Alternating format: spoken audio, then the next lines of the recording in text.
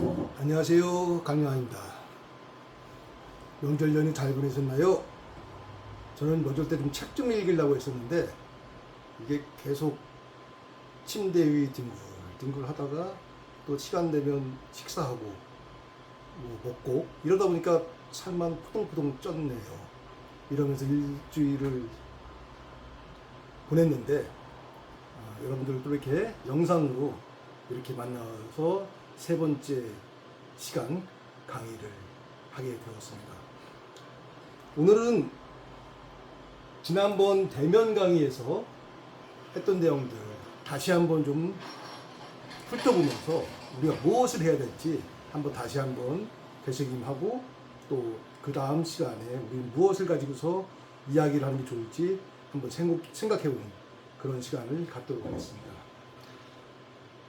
앞선 시간에 이번 학기 강의의 주제는 아마도 이 저출생 고령화라는 이 언어에 함의된 문제의식이 과연 무엇일까?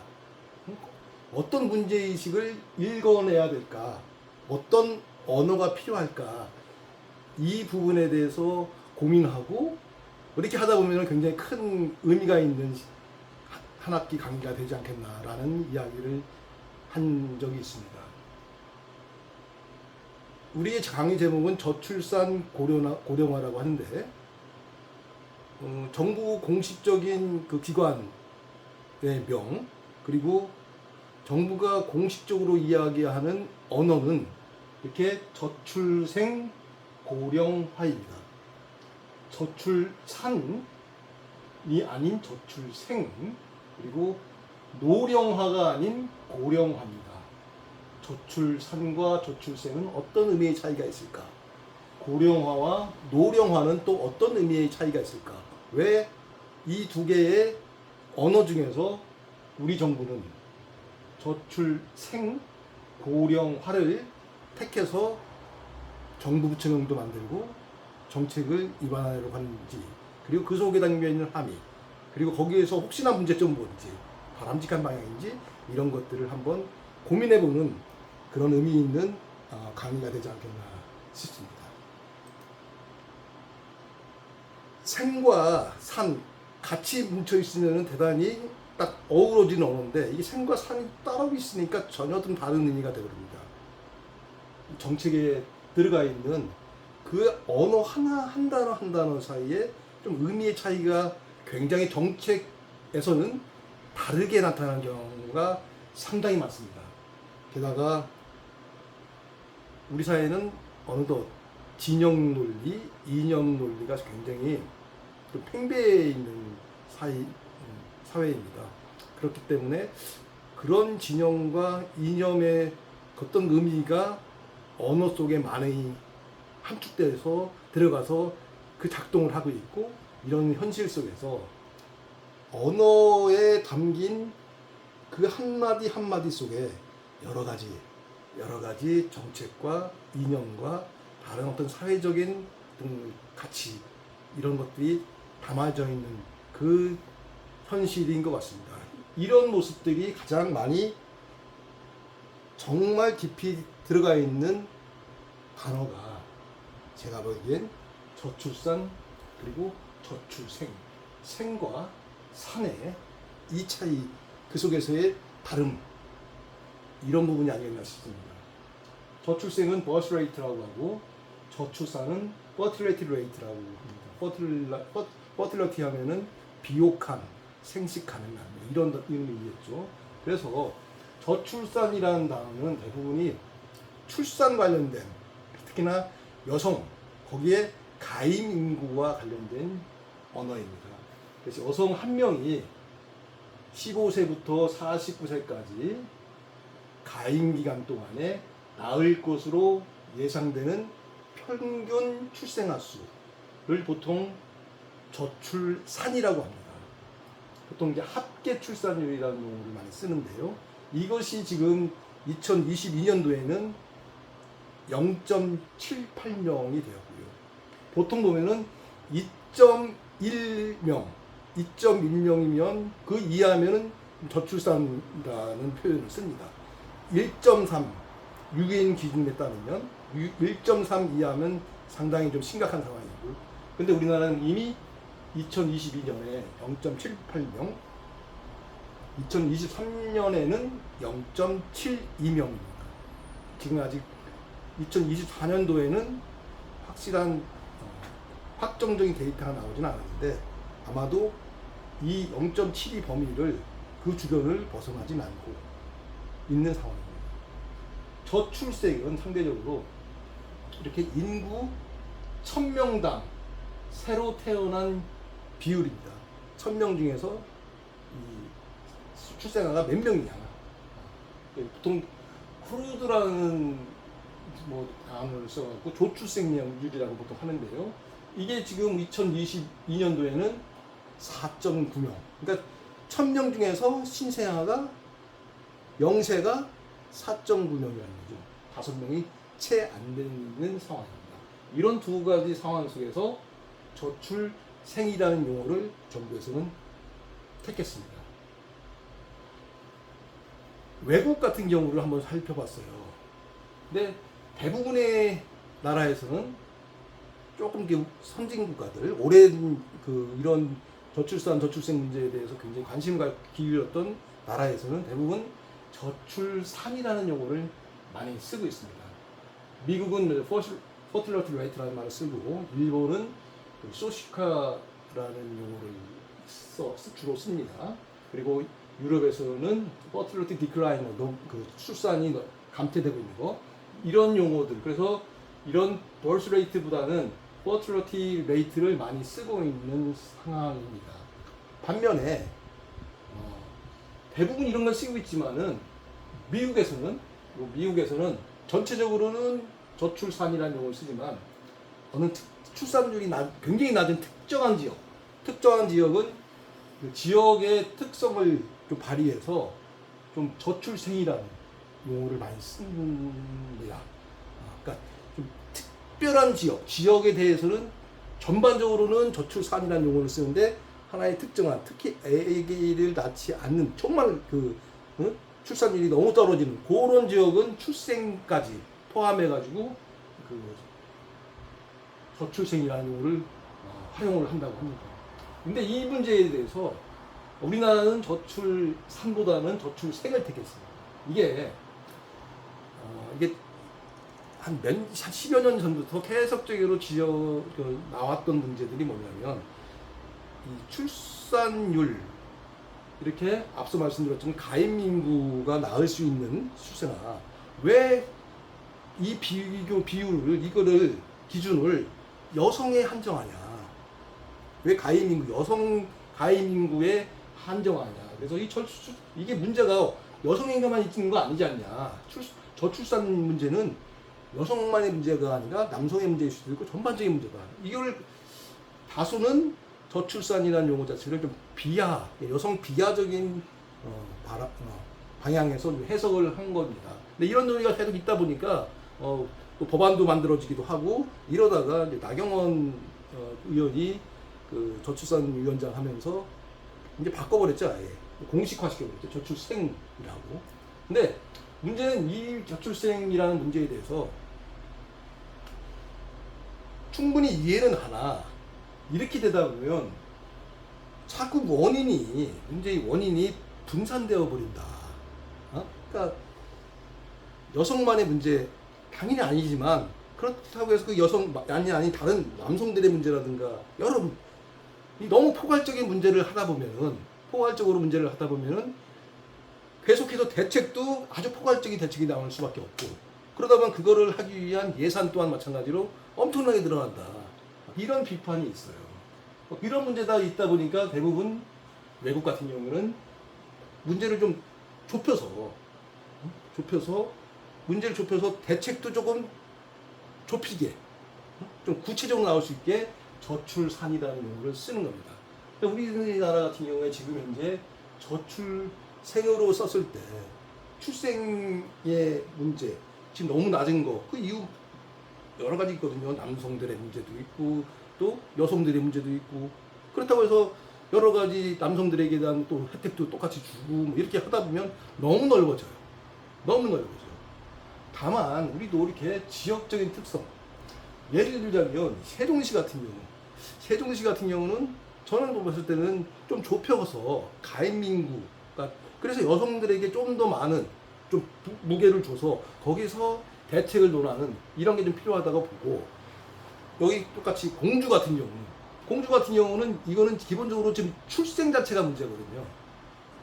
청년들도 다 떠나고, 응? 그러다 보니까 여성 청년들도 떠나고, 남성들도 떠나고, 이러다 보니까 아이가 안 낳고, 그랬을 경우, 이렇게 좀 문제가 좀 심각한 경우, 조금은 뭐랄까요, 그 농 쪽으로 갈수록 좀 출생에 좀 포커스를 둬서 청년 일금을 좀, 남성들도 끌어들이고 이렇게 하는 그런 측면에서는 저는 저출생이라는 용어가 맞다고 봅니다. 그러나 좀 도시 지역 같은 경우에는 좀 더 문제를 줄이자. 그래서 가임인구 쪽에서 어떻게 문제를 좀 풀어나가서 이 출산 문제를 조금 더 높이자. 이런 쪽으로 해야지, 포커싱을 해야지 정책도 좀 더 뾰족해지고, 그러다 보니까 예산도 좀 줄일 수가 있고, 이런 거 아니겠나라는 생각에, 저는 사실은 이 저출생보다는 저출산이 지금으로서는 필요한, 우리가 좀 탐착을 해야 될 그런 용어 아니겠나라는 생각이 듭니다. 노령화 문제도 마찬가지예요. 노령화, 고령화. 지금 현재는 고령화라는 단어를 쓰고 있습니다.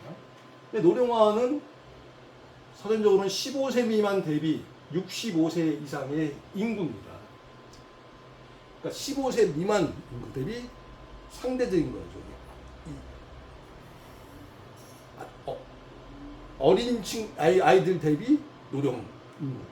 2024년 현재 182.2, 65세 이상이 지금 거의 20배에 가까워. 지금 2050년 되면은 45배가 됐다는 거예요. 이거 심각한 문제거든요. 이게 노령화라는 개념이고, 고령화는 전체 인구 중에서 노년 인구의 비율. 지금 현재 24년 현재 지금 19.6%죠. 2050년에 40%라고 하는데, 이거는 역시 마찬가지로 고령화는 앞서 말씀드렸던 저출생처럼 전체 인구 대비 어린아이 출생아 문제.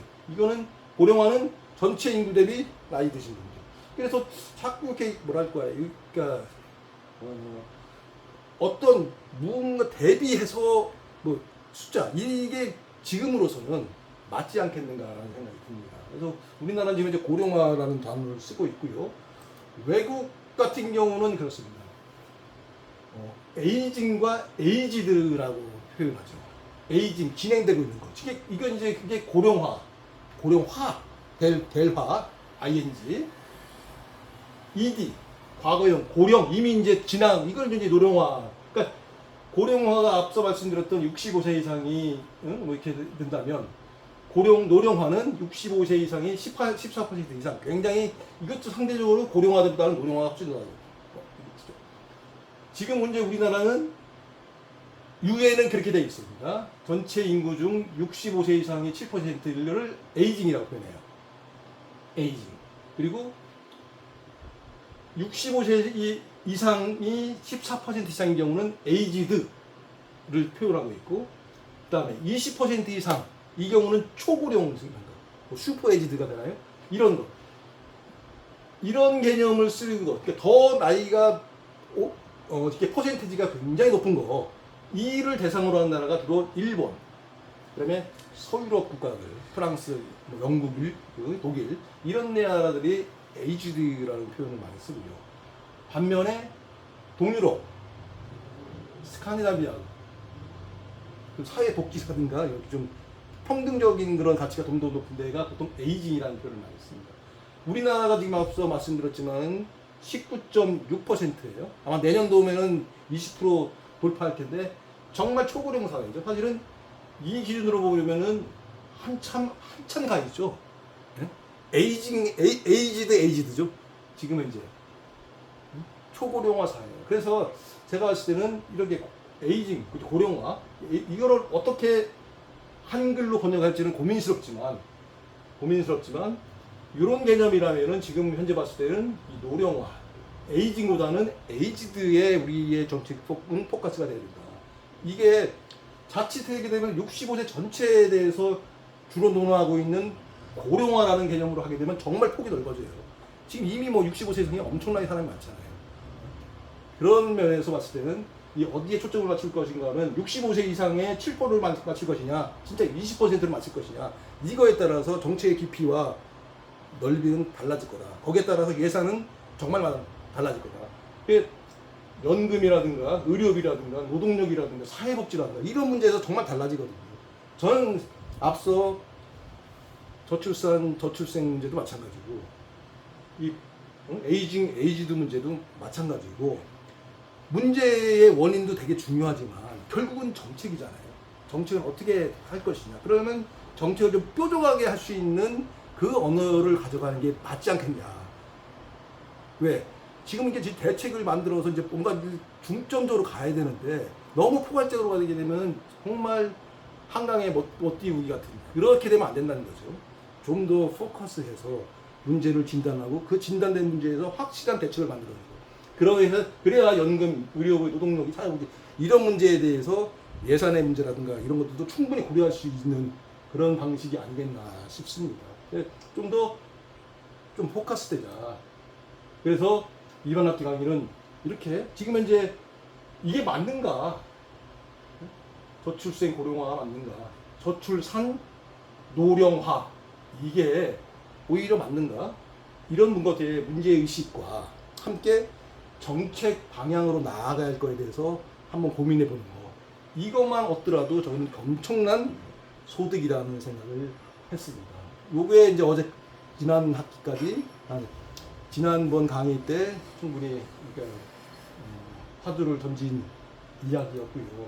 이걸 바탕으로 해서 이제 몇 가지 양상들, 다음 주에 아마 이런 것들을 가지고 주로 많이 고민을 할 텐데요. 그렇습니다. 지금 이제 인구 피라미드 구조가 정말 각양각색으로 이제 변화하고 있습니다. 1950년도에 정말 이랬어요. 엄청나게 밑에 출생자들이 많죠. 또 의료 문제가 있기 때문에 발전이 있기 때문에 굉장히 노령분들은 많이 얇고요. 이게 이제 현저히 지금 2000년대 기준으로 좀 이 중간바가 벌어지기 시작합니다. 중간바가. 그래도 여전히 출산율은 좀 높습니다. 이게 2022년 되면 완전히 이렇게 다이아몬드가 되거든요. 다이아몬드가 되고 오히려 살짝 이쪽 위에 65세 이상이 부풀어집니다. 부풀어지고 이 밑에는 점점 더 가늘어집니다. 2050년 되면 25년 남았네요. 25년 남은 상황에서는 완전히 어깨 근육이 형성되죠. 어깨 근육. 그리고 점점 허벅지와 다리가 날씬해집니다. 그리고 2070년 되면 더 완전 날씬해지고요. 완전 날씬해지고 2100년 정도 되면 인구 피라미드는 완전히 당근형이 됩니다. 당근형. 그것도 아주 얇은 당근. 아주 얇은 당근. 근데 이런 인구 구성의 이제 피라미드가 이렇게 형성되는 상황에 지금 현재 우리는 여기에 있거든요. 아마 20년 지나면은 여기로 간단 말이죠. 자, 이랬을 때 이 부분, 그다음에 이 얇은 거, 이 얇은 부분, 얇아지는 거, 이거 누가 감당할 거냐 이거. 이 가운데거든요. 근데 이 가운데가 점점 줄어드는 거예요. 점점. 그럼 완전 가분수가 되고 우리나라 인구도는 끝장난다. 그랬을 때 정말 앞서 말씀드렸던 저출산, 저출생 문제, 고령화, 노령화 문제 이런 거 좀 뾰족하게 고민해서 뾰족하게 대책을 마련하는. 그렇지 않으면 정말 우리나라 힘들어지는 상황이 될 겁니다.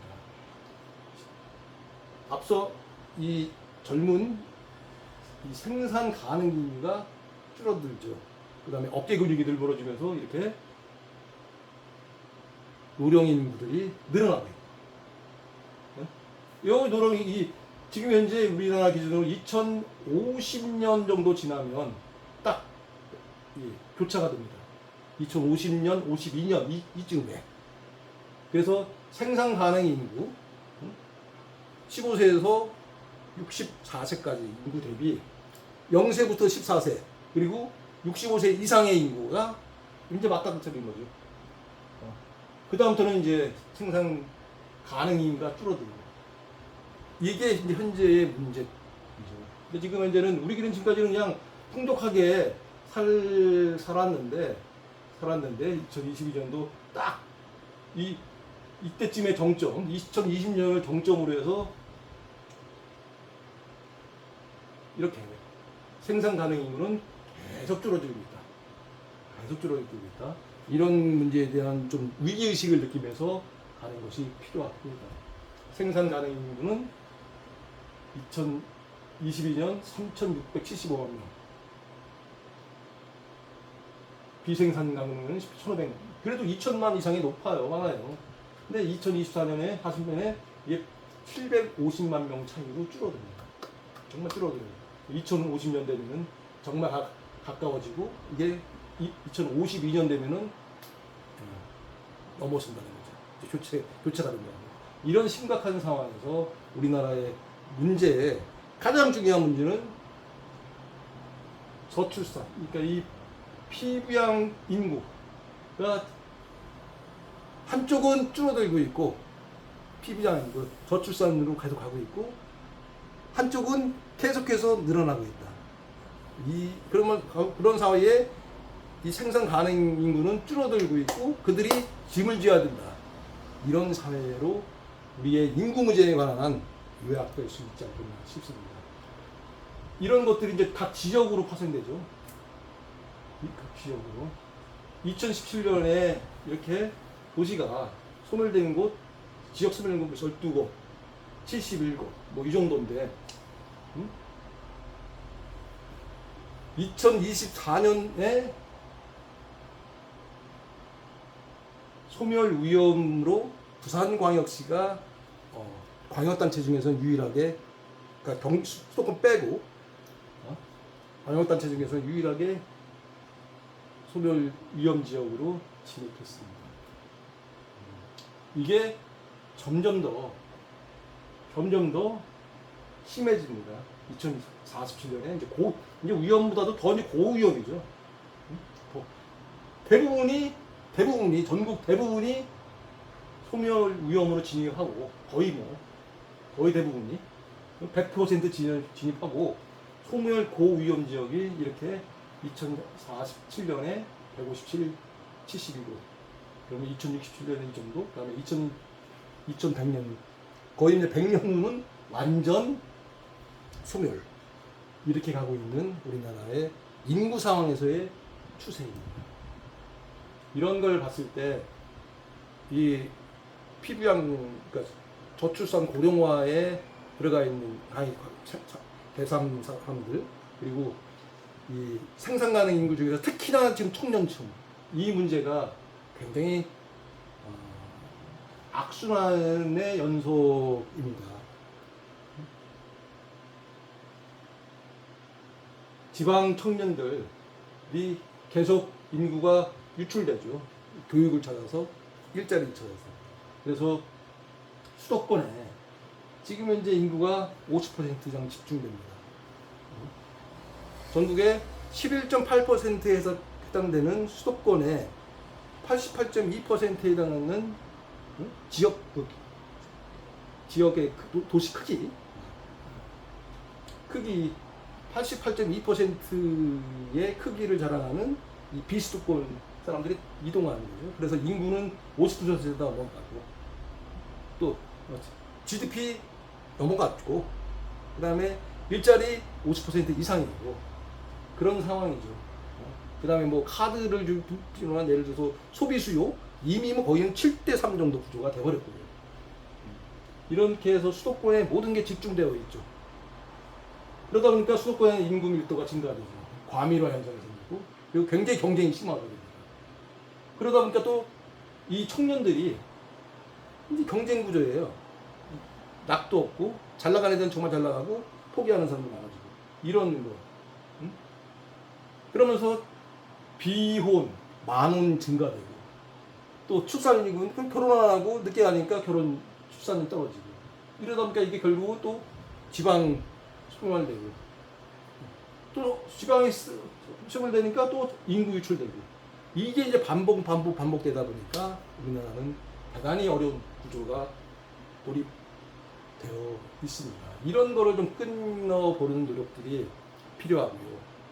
이 부분들 이제 조목조목 저출산과 고령화라는 이슈, 저출산 고령화가 맞을지, 저출생 노령화가 맞을지 이 고민은 거리는 항상 머릿속에 두고서 이 문제를 가지고서 이제 다음번 대면 시간에는 하나하나 우리가 그냥 무의식적으로 뭐 이런 거 아니야? 이거 당연하게 받아들이는 것들 그런 것들이 있잖아요. 이런 것들 하나씩 그 우리의 기존 관념, 생각 이런 거 좀 깰 건 깨면서 문제의 원인을 좀 객관적으로 보고 거기에 따른 대책의 또 씨앗도 한번 만들어 보는 그런 시간으로 다음 시간은 여러분들과 만나고자 합니다. 여러분 이렇게 추석 연휴 잘 끝나고 만나서 다시 한번 반갑고요. 더 나은, 더 재미있는, 더 유익한 수업이 될 수 있도록 더 열심히 준비하겠습니다. 다음 주에 뵙겠습니다. 고맙습니다.